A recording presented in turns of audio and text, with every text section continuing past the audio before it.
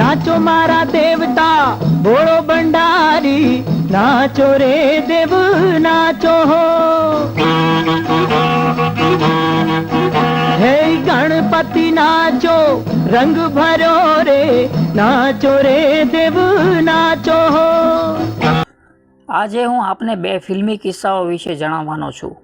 હું જાણું છું કે આ માહિતી આપની પાસે લગભગ નહીં જ હોય। એવા બે કિસ્સાઓ જે ફિલ્મી દુનિયાના કોઈક અંધારા ખૂણામાં ધકેલાઈ ગયેલા। પહેલો કિસ્સો black and white Gujarati film Bahurupi film વિશેનો છે, તો બીજો કિસ્સો ફિલ્મ સંજીવ કુમાર અભિનીત ગુજરાતી ફિલ્મ કલાપી વિશે છે। વાત નાની છે પણ ખૂબ રસપ્રદ છે। નમસ્કાર મિત્રો, હું છું ગજ્જર નિલેશ અને આપ જોઈ રહ્યા છો અમારી યુટ્યુબ ચેનલ રિદ્ધિ સિને। આપે હજી સુધી અમારી ચેનલ સબસ્ક્રાઈબ ના કરી હોય તો કરી દો અને બાજુમાં આપેલા બેલ આઇકનને પણ દબાવી દો, જેથી અમારા આવનારા નવા વિડીયોના નોટિફિકેશન આપને તુરંત મળે। સાથે જ અમારા ફેસબુક પેજ અને ઇન્સ્ટાગ્રામ આઈડીને લાઇક કરવાનું ભૂલતા નહીં।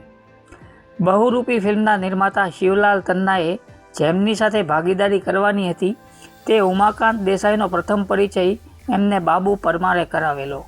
ઉમાકાંત દેસાઈ 100થી વધુ ફિલ્મોમાં અભિનય પણ આપી ચૂક્યા હતા, તેમજ કેટલીક ફિલ્મોનું નિર્માણ પણ કરેલ। તેમની પનઘટ, પુલિસ, રામરાજ્ય, સમાજ કો બદલ ડાલો, હમારા સંસાર, ભરત મિલાપ, રામબાણ, રામ વિવાહ વગેરે ફિલ્મો પણ એમણે જોયેલી। તેમણે ગાયેલા ગીતો પણ સાંભળ્યા હતા। અનેક ધાર્મિક ફિલ્મોમાં લક્ષ્મણ કે નારદ તરીકે ઉમાકાંત દેસાઈએ રોલ કરેલ। 1948માં શેણી વિજાણંદ ફિલ્મમાં દીના પાઠકને પ્રથમ વખત હિરોઈન તરીકે તક આપેલી। ભદ્ર સમાજની સંસ્કારી સ્ત્રીઓ આ ક્ષેત્રે માન, મોભો, શિયળ અને સંસ્કાર જાળવીને કામ કરી શકે છે તેવો ઉમાકાંત દેસાઈએ દાખલો બેસાડેલો। શિવલાલ તન્ના સાથે ભાગીદારી રાખ્યા પહેલાં ઉમાકાંત દેસાઈએ રજબ શહેદાના સાથમાં આશા પારેખને હિરોઈન તરીકે લઈને અખંડ સૌભાગ્યવતી ફિલ્મ બનાવેલી।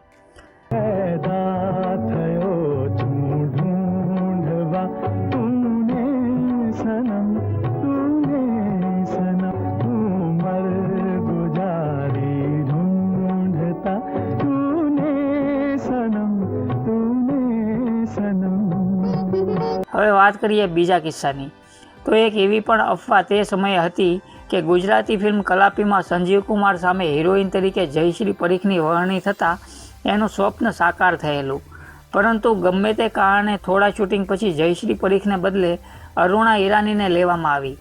જયશ્રી પરીખની શી ભૂલ હોય એ કોને ખબર।